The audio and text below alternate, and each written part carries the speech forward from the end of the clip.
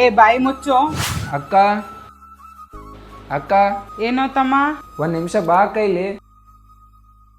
ಏನೋ ತಮ್ಮ? ಅಕ್ಕ ಇವತ್ತೊಬ್ರು ಆಟೋದಲ್ಲಿ ಕಸ್ಟಮರ್ ಹತ್ಕೊಂಡಿದ್ರು, ಅವ್ರ ಬ್ಯಾಗ್ನ ಆಟೋದಲ್ಲೇ ಮರೆತು ಬಿಟ್ಟು ಹೋಗಿದ್ದಾರೆ. ಬ್ಯಾಗ್ ಓಪನ್ ಮಾಡಿ ನೋಡಿದ್ರೆ ಬಂಡಲ್ ದುಡ್ಡಿತ್ತಕ್ಕ. ಈ ದುಡ್ಡಿಂದ ನಾವು ಆರಾಮಾಗಿರ್ಬೋದಕ್ಕ. ಏ ಬಾಯಿ ಮುಚ್ಚು. ಇದೆಲ್ಲ ಮಾಡೋದು ದೊಡ್ಡ ತಪ್ಪು.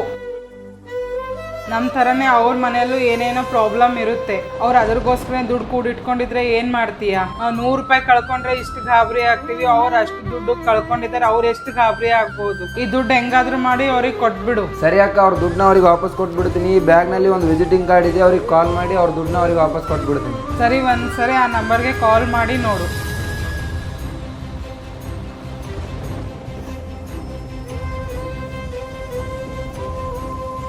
ಹಲೋ ಹಲೋ ಅಣ್ಣ, ಯಾರು ಹೇಳಿ? ಬೆಳಗ್ಗೆ ನನ್ನ ಆಟೋ ಹತ್ಕೊಂಡು ಹೋಗಿದ್ರಲ್ಲ ಅಣ್ಣ, ನಿಮ್ಮ ಬ್ಯಾಗ್ನ ಆಟೋದಲ್ಲೇ ಮರೆತು ಬಿಟ್ಟು ಹೋಗಿದ್ದೀರ ಅಣ್ಣ.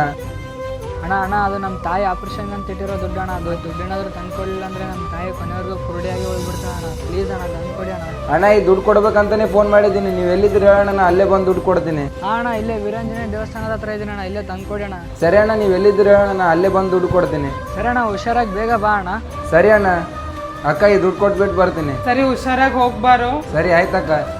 ನಿಜ ಅಲ್ವಾ, ನಮ್ಮನೆ ಪರಿಸ್ಥಿತಿಗೋಸ್ಕರ ಬೇರೆಯವ್ರ ದುಡ್ಡಿಗೆ ಆಸೆ ಪಡಕ್ ಹೋಗ್ಬೇಡಿ. ಅವ್ರವ್ರ ಮನೆ ಪರಿಸ್ಥಿತಿ ಅವರಿಗೆ ಗೊತ್ತಿರುತ್ತೆ. ಮತ್ತೆ ಈ ವಿಡಿಯೋ ಇಷ್ಟ ಆದ್ರೆ ಲೈಕ್ ಮಾಡಿ, ಶೇರ್ ಮಾಡಿ, ಸಬ್ಸ್ಕ್ರೈಬ್ ಮಾಡೋದು ಮಾತ್ರ ಮರಿಬೇಡಿ.